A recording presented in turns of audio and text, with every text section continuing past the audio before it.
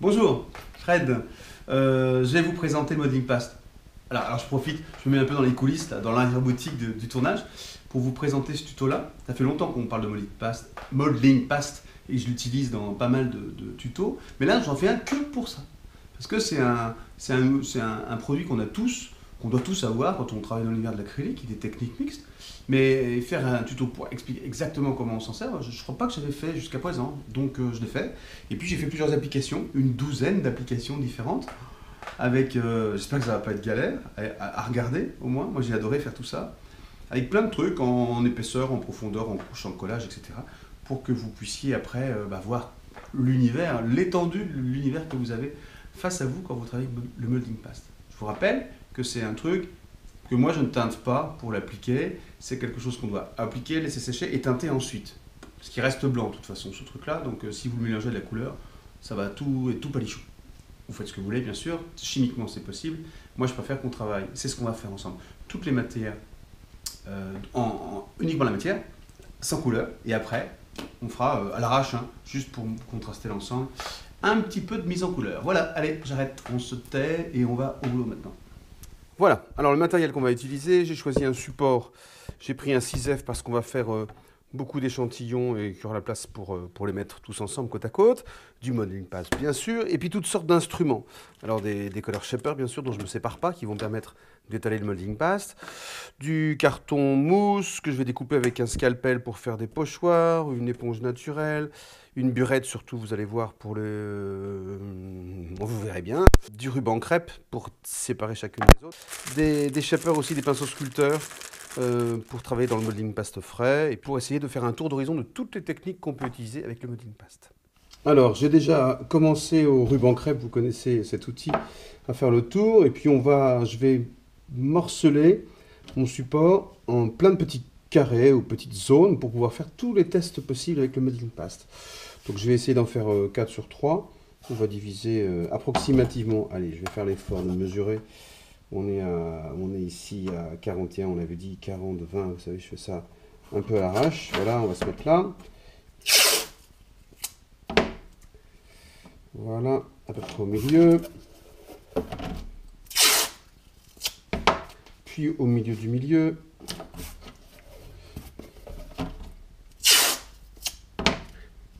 Le grand intérêt de ce ruban, c'est qu'il se pose très facilement. C'est qu'il s'enlève aussi très facilement, sans blesser le support. Ici, on va en faire 3. Alors là, 3 comme ça. Je vais voir avant si c'est à peu près bon. Ouais, ça va à peu près. Allez, on va satisfaire de ça. Hop. On pourra après couper l'excédent pour pouvoir les enlever plus facilement ou pas. Et là, on a nos différentes surfaces, on va pouvoir appliquer le Modeling Past. Rappelez-vous, quand on va l'appliquer, après, on va pouvoir enlever le ruban crêpe et dégager des zones super propres. Moi, je préfère le travailler neutre, sans le colorer, parce qu'il est blanc, mais en séchant, il reste blanc. Ça veut dire que si vous le mélangez à de la couleur, il va l'éclaircir. Vous le mélangez avec un rouge, ça ne sera pas rouge, ce sera rose. Donc, pour moi, ça a assez peu d'intérêt. Je trouve qu'il vaut mieux venir retravailler la couleur après. Ce qu'on fera, encore une fois, ici, maintenant ou plus tard, peu importe. Ce qu'il faut, là, c'est qu'on travaille les matières. Donc, on va aller poser du Modeling Past dans les différentes zones pour avoir des surfaces de travail. Voilà, donc je pose mon Modeling Past, très simplement. Voilà, et je vais aller l'appliquer. Alors, soit avec un couteau, avec ce que vous avez. Moi, j'adore travailler avec les color shapers, vous savez, hein. Et donc ça permet de l'appliquer uniformément, mais en gardant quand même des effets, des gestes, des traits, etc. qui sont naturels et qui sont beaucoup plus beaux qu'une répartition vraiment uniforme. Moi j'aime beaucoup le Modeling Past pour ça. Voilà, on l'applique, le color shaper, pardon, on l'applique uniformément.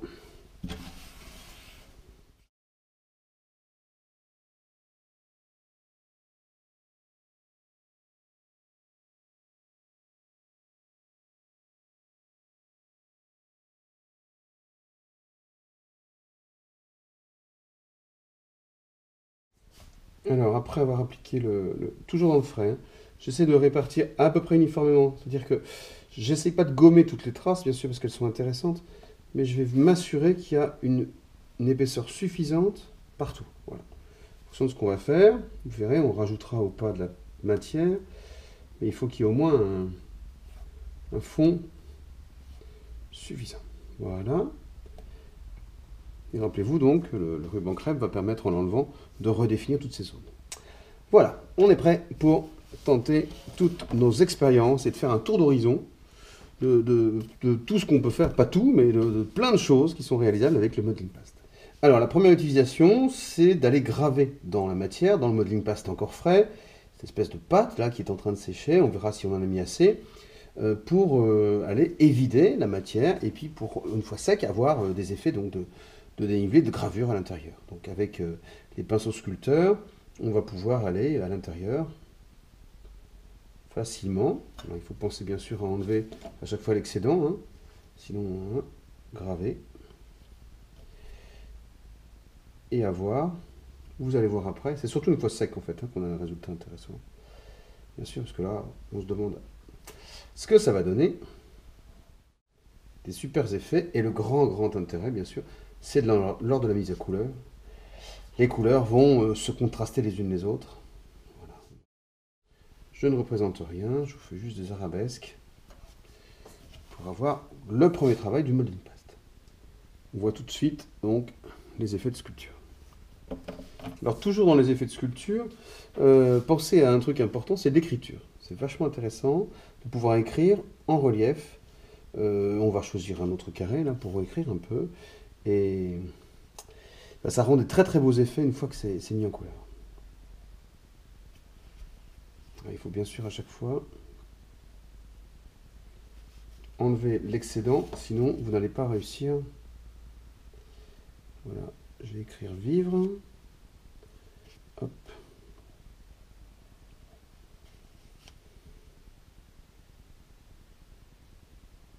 N'hésitez pas à revenir dans votre sillon pour le tracer. Voilà, vivre ça. Je ne vais pas avoir beaucoup de place pour écrire vivre sa vie, mais écoutez, on va y arriver quand même. Voilà. Et on a ici écrit vivre sa vie.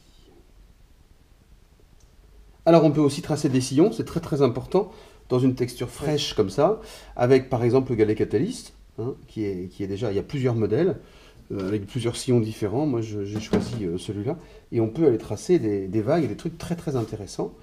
On va le faire ici, par exemple. C'est très simple, hein, vous allez voir, regardez. Hop. Voilà, rien que ça fait un effet bœuf. N'oubliez pas de nettoyer à chaque fois votre support.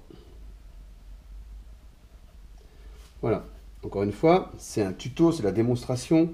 Donc l'ensemble s'intégrera, je vais enlever l'excédent ici, voilà, s'intégrera dans 1 heure avec des couleurs, avec une ambiance. Mais c'est tous les effets qui sont super intéressants à faire. Alors un usage très intéressant du Modeling Past aussi, c'est un usage en épaisseur. Parce que là, on a gravé jusqu'à présent. Là, on peut, par exemple, avec ces burettes-là, on va pouvoir remplir de Modeling Past et aller déposer de la matière. Donc je remplis. Alors, une fois la burette remplie de Modeling Past, vous fermez le stick-on, et donc vous pouvez ici couper, c'est ça qui est génial, au cutter ou au scalpel, là, à l'épaisseur que vous souhaitez. Donc on va commencer par couper, parce que c'est un cône en fait, et en fonction de l'endroit où vous coupez, vous avez une sortie plus ou moins forte. Et donc, on va commencer fin, et on verra, ça suffit. Et donc là, après, ce qui est génial, c'est que vous pouvez aller tracer vos volutes, vos épaisseurs, et ça vous fait des effets de matière. Toujours avec le même produit, avec le Modeling Past. Vous repassez aux endroits qui ont perçu assez de matière. Alors je termine dans cet esprit-là avec quelques points. Intéressant. C'est toujours intéressant. Alors c'est difficile à voir bien sûr, en blanc sur blanc. Et après le rendu en couleur est toujours très intéressant. Voilà. Et on regarde en épaisseur, voilà. Alors on peut aussi travailler avec des façons empreintes en fait. Je rajoute un peu de matière parce que j'ai pas été assez généreux je pense dans ces trois-là. Et on va faire des empreintes différentes. Donc je rajoute du modeling paste pour avoir un bon support.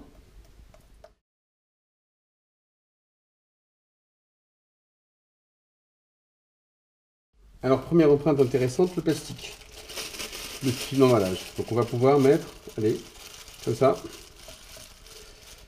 notre plastique, le froisser un peu, on attend un petit peu pour que ça prenne un peu, et vous allez voir après l'effet que ça donne.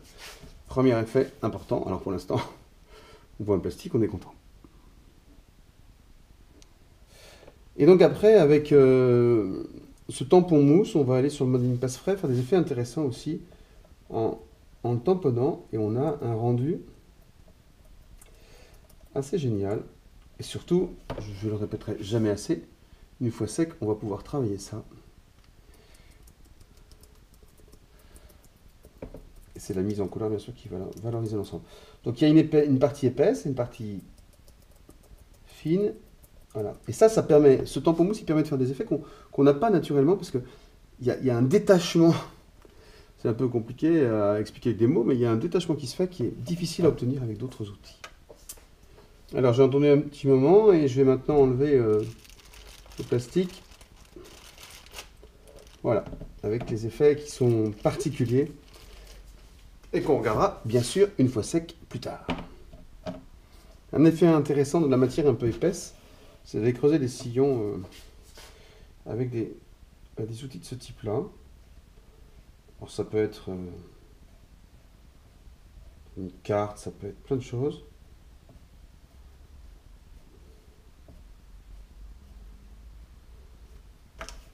N'oublie pas d'enlever l'excédent, bien sûr. Et vous allez voir qu'une fois sec, on a des effets qui sont très intéressants. Je le répète à chaque fois, hein, pour être sûr que vous me suiviez. Alors le collage de matière, bien sûr, c'est la grande spécialité du modeling paste. Je vais rajouter ici un peu de matière et de texture pour pouvoir emprisonner ce qu'on va y ajouter. Voilà, là il faut être un peu généreux parce que c'est le pouvoir collant de ces matières. Bah, il se révèle quand il y a assez d'épaisseur, bien sûr. Voilà. J'ai pris des morceaux de fibre de bois. C'est tout simple, vous les posez. Alors, le seul truc qui n'est pas simple, c'est qu'il faut avoir le temps, la patience, pardon. La patience d'attendre. Ça, c'est pas toujours facile. Pour moi en particulier, voilà. C'est tout, hein. On va pas faire autre chose, des choses plus compliquées que ça. On va juste, voilà, juste laisser prendre ça. Dans la matière, on travaillera après. Donc ça, le pouvoir collant, c'est super important de pouvoir coller des matières avec du modeling paste. Quand les matières sont épaisses, lourdes, très texturées, le gel ne suffit pas. Hein. Donc c'est bien d'avoir une pâte qui puisse emprisonner tout ça. Voilà, vous sentez qu'il y a suffisamment de matière. Et on va les rajouter. J'ai des plaques, les restes des plaques d'immatriculation. Intéressant. Alors ce qui m'intéresse, moi, c'est la forme, hein, pas la couleur, puisqu'on va retravailler les couleurs ensuite. Voilà, par exemple, un M ici. Il n'y avait pas un 5. Ah si, j'avais un 5. Ça me plaisait bien le 5, là, voilà. Voilà. Par contre, il ne faut pas que ça dépasse le ruban crêpe, sinon on sera incapable d'enlever le ruban crêpe. Ah, il faut se souvenir quand même qu'après, il y a l'ensemble qui va partir. Voilà. Vous allez poser votre matière. Et ensuite, allez lisser l'ensemble en laissant bien sûr apparaître les reliefs de votre inclusion, sinon ça ne sert à rien. Et vous pouvez aussi rajouter un peu de matière quand même sur l'ensemble. Voilà. Alors maintenant les pochoirs. Les pochoirs, c'est-à-dire c'est le travail inverse. On va pouvoir appliquer du modeling paste à l'intérieur du pochoir qu'on aura fabriqué et il restera que de la matière, hein, avec des effets d'imperfection qui sont vachement intéressants. Donc on va ici dessiner, je sais pas, une forme qui va pouvoir aller là. J'ai pris du carton mousse. Qu'est-ce qu'on va pouvoir dessiner? Pourquoi pas un soleil, une étoile, enfin quelque chose qui serait Voilà. Ça vous va ça? On va faire ça. On va le découper donc avec un scalpel, tout simplement.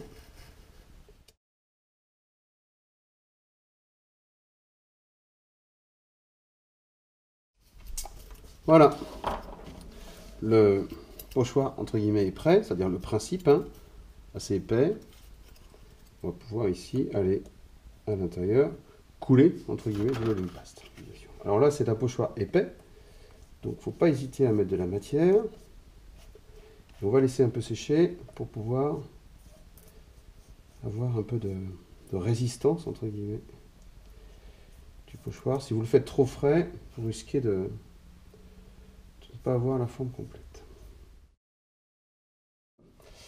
Donc voilà, sans attendre énormément, juste attendre que ça sèche un petit peu, on peut après enlever le pochoir d'un seul coup, d'un seul geste, pour pouvoir révéler la forme. Voilà. Et on a ici une forme sympa comme tout, brute, bien sûr, encore une fois, très brute.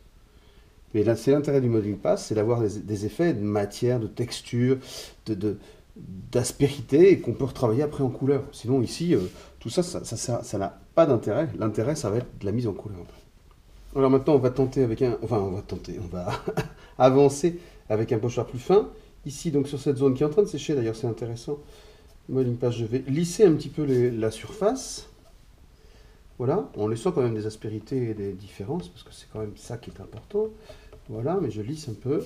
Et puis, je suis allé piquer un pochoir dans l'univers du scrap. Oh, j'ai fait une erreur. Voilà. Et donc, on va aller ici, en l'imposant comme ça. Voilà, rajouter très très peu de modeling paste, vraiment une couche très très fine, mais suffisante pour que le pochoir fasse la différence, donc, et qu'on ait ces reliefs, ces volutes. Là, j'ai pris des arabesques, et vous allez voir, ça c'est magnifique. C'est lié au pochoir, bien sûr, que vous allez choisir, mais surtout c'est la technique qui est vraiment géniale. Voilà. Là, faut pas être bourrin, hein. Faut être tout doux là-dessus. Vous lissez bien l'ensemble du modeling paste sur le pochoir. Je vais vous montrer de près ce que ça donne, hein. Vous lissez bien.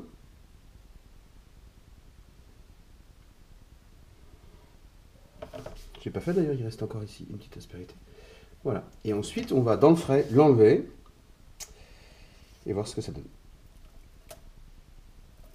Voilà. Et ça, c'est génial.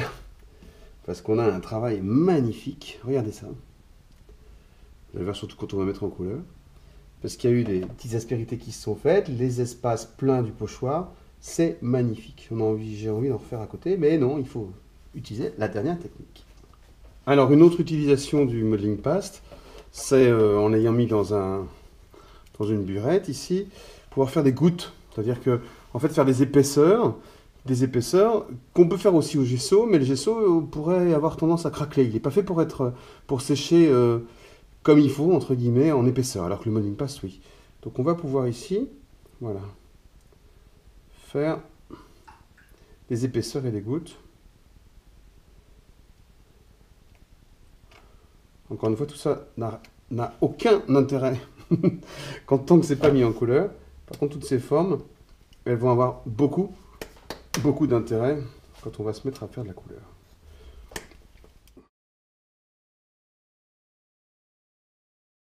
Voilà, toutes ces formes-là, elles sont exploitables, elles ont un grand intérêt. Dans la mise en couleur, vous allez voir ça après. Et après, voilà. Le monde est à vous, hein. Voilà, pour nos essais. Alors pour terminer cette première séquence, avant que tout sèche bien, on va enlever le ruban crêpe, parce qu'il faut l'enlever avant que tout soit très très sec définitivement. Sinon, on risque de craquer l'ensemble. Donc vous enlevez vos bandes dans l'ordre inverse de la pose.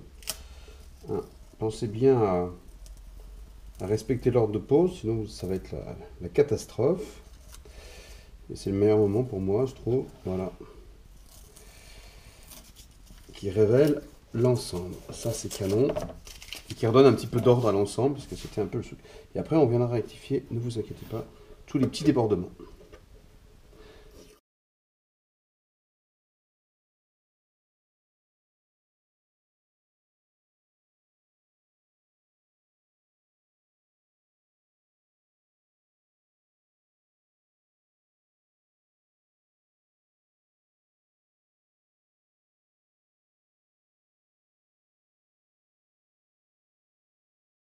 Bon, voilà, on a un résultat intermédiaire, intéressant. Toutes les possibilités, enfin, un bon nombre de possibilités avec le modeling paste.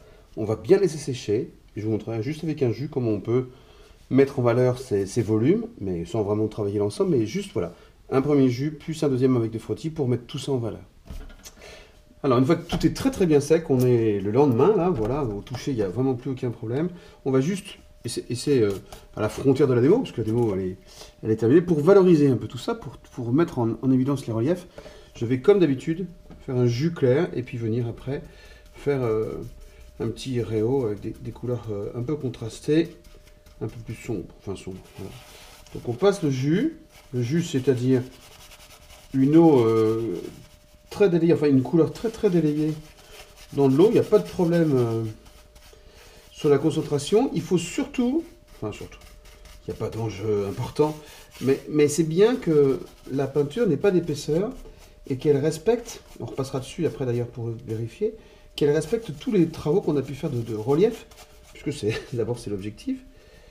Et puis dès qu'on est un petit peu épais, sinon la peinture va masquer tout ça. Alors ça dépend des zones et des tests, hein. Il y a plein de parties différentes, mais il y a des zones très discrètes entre guillemets, et là il ne faut pas que la peinture vienne écrabouiller tout ça. Voilà. J'ai pris un spalter en soie de porc qui ne craint rien, comme la majorité de mes spalters d'ailleurs. Voilà, j'ai renversé toute l'eau. Ça fait partie de la démo, hein. C'est partie des aléas.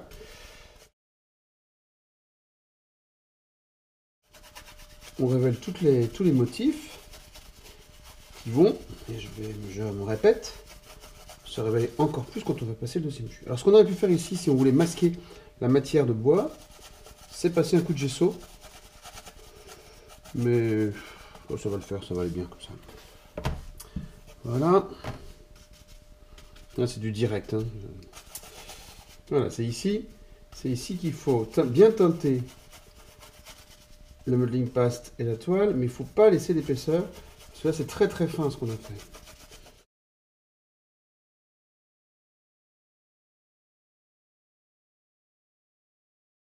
Voilà, ça c'est bon. On va accélérer le séchage avec un sèche-cheveux, comme d'habitude.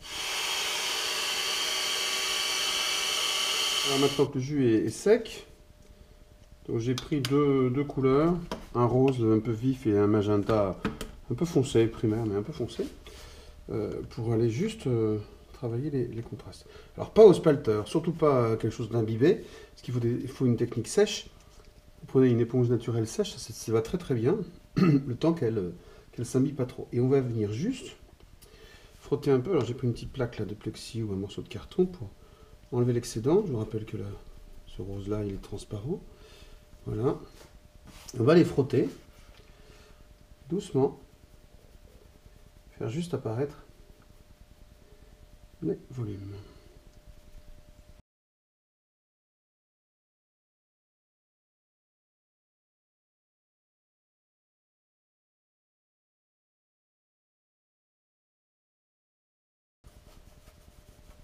Et vous voyez ici qu'on voit apparaître tout de suite les reliefs.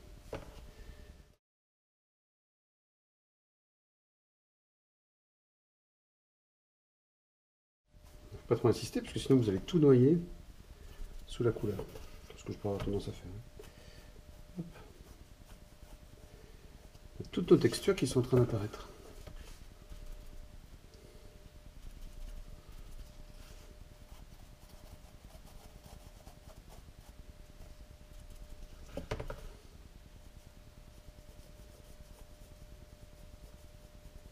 Voilà, un peu trash, un peu urbain ici. Et puis là, vaguelette, on va aller à contre-courant par rapport aux vagues.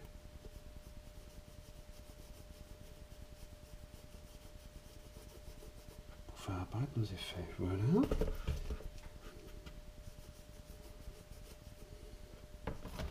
Il reste le plus difficile, le plus raffiné là. Très fin avec les arabesques. Il faut vraiment être tout doux.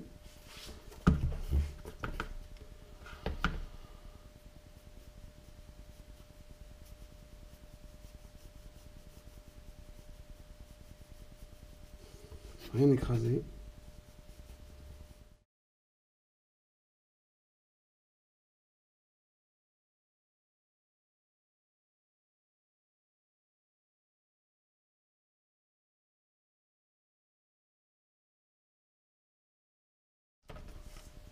Voilà, voilà tous les effets qu'on peut obtenir. Donc on va finir, le même principe, mais avec une mécanique encore un peu plus sombre, plus soutenue. Pour terminer, mais là on est dans les effets un peu déco, hein, on a terminé la démo.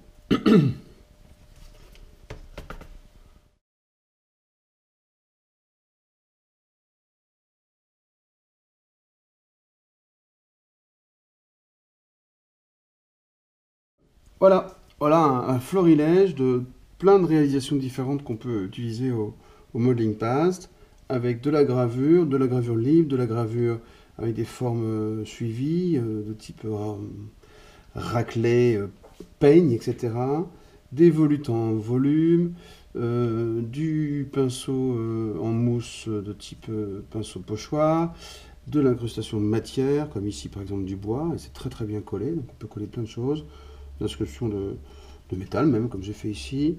Ici on avait un film plastique qui a donné des effets différents, de la gravure Vivre sa vie, ici au milieu, du pochoir en relief en épaisseur avec la découpe, ici du tracé avec le Color Shaper, et des petites crottes de modeling paste avec la burette, et puis ici un pochoir raffiné fin qui fait apparaître jusqu'en dessous. Voilà, il y a plein d'autres possibilités bien sûr, mais on a fait un bon petit tour. À vous maintenant, donc tout ça avec un seul produit finalement, c'est ça qui est assez génial.